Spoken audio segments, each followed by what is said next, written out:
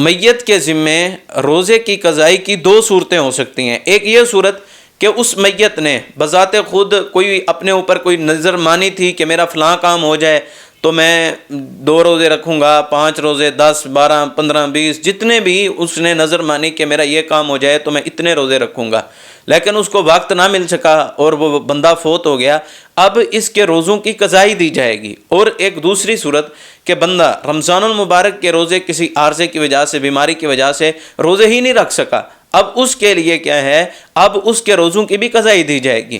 پہلے جو نظر کے روزوں کی قضائی ہے اس اعتبار سے آپ یہ بات یاد رکھیں کہ نظر کے روزے یہ رکھے جائیں گے، رکھوائے نہیں جا سکتے۔ من مات وعلیہ صیام صام عنہ ولیہ، ولی جو ہے اس کے ورثاء جو ہیں وہ روزہ رکھیں گے۔ میت کے ورثاء کی بھی 2 صورتیں ہوں گی۔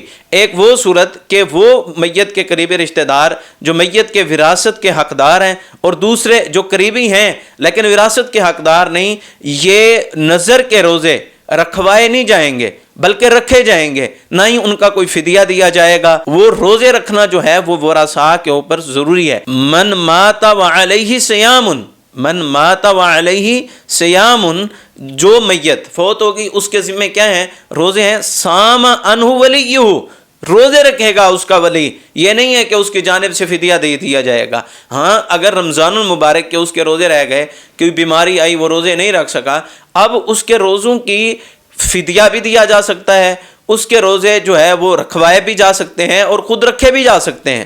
تو اس میں یہ لازم نہیں ہے کہ اس کے روزے رکھنا جو ہے وہ ضروری ہے۔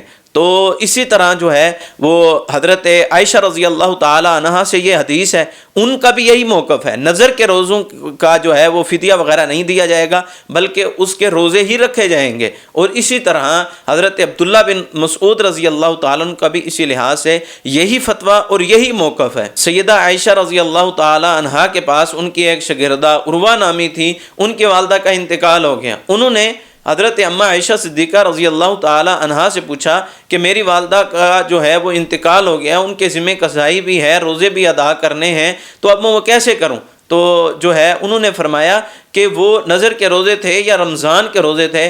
تو انہوں نے کہا کہ وہ رمضان کے روزے تھے، تو فرمایا کہ تم جو ہے وہ آدھا سا خرچ کر دو، یہ تقریباً کلو سے زیادہ بنے گا، وہ تم خرچ کر دو۔ یعنی کہ رمضان کے روزوں کی قضائی دی جا سکتی ہے، وہ فدیے کے طور پہ ہو، وہ روزے رکھ کر ہو، لیکن نظر کے روزوں کی آپ فدیہ وغیرہ نہیں دے سکتے، کسی کو روزے رکھوا نہیں سکتے، بلکہ خود ورثاء کے روزے رکھنا جو ہے وہ لازم اور ضروری ہوگا۔ اور یہی موقف امام ابو داؤد رحمہ اللہ نے یہ روایت نقل کرنے کے بعد کیا ہے کہ یہ جو مختص کیے گئے ہیں کہ ولی روزے رکھے گا، یہ رمضان کے روزوں کی قضائی کی بات نہیں ہے بلکہ یہ نظر کے روزوں کی قضائی کی بات ہے۔